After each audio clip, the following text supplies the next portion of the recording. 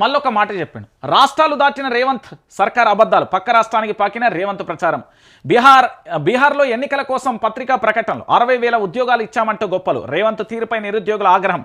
ఉద్యోగాల కోసం మేము ధర్నాలు చేస్తుంటే తప్పుడు ప్రచారం చేస్తారా అంటూ ఆగ్రహం. తప్పుడు ప్రచారాలు మానుకోకపోతే బుద్ధి చెప్తామంటూ నిరుద్యోగుల వార్నింగ్.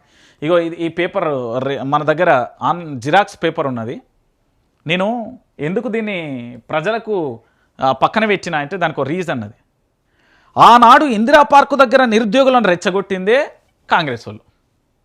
ఆనాడు నిరుద్యోగుల చేత లేనిపోని మాటలు చెప్పి వాళ్ళని ప్రజల్లోకి బస్సు యాత్రలు చేపించిందే మేధావులు. ఇదే కాంగ్రెస్ మేధావులు. అంటే వాళ్ళ వర్గం వేరు కావచ్చు కానీ వాళ్ళ కండువ కాంగ్రెసే, బయటికి గనవల్లే కానీ వాస్తవమే.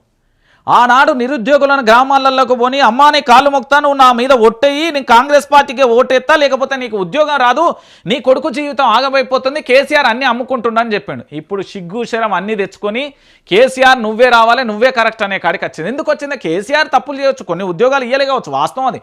కానీ వీళ్ళకంటే బెటర్గా నిరుద్యోగులను అయితే చూసాం. మరీ అన్యాయంగా అరాచకంగా చూడలేదు. ఏంది ఆడ అరెస్టు చేసుడేంది, వాళ్ళని తీసుకుపోవడేంది, అరే ఏడున్నారా ఎక్కడున్నారా అనుడేంది, ఏంది మన లైబ్రరీకి సంబంధించి ఆ బోర్డులు పెట్టుడేంది, ఏం కథ ఇది అంతా అరాచకం కాకపోతే. నేను నిరుద్యోగులకు మళ్ళీ చెప్తున్నా, నిరుద్యోగులు అంటే నాకు రెస్పెక్ట్ ఉన్నది. నేను కూడా చదువుకొని వచ్చాను, నేను కూడా ఒక నిరుద్యోగినే కాబట్టి చెప్తాను. నేను పోస్ట్ గ్రాడ్యుయేట్ చేసిన కాబట్టి, పీజీలు మేము కూడా చదివినాం, గదే యూనివర్సిటీలలో చదివినాం, గదే ఉద్యమాలు చేసినాం.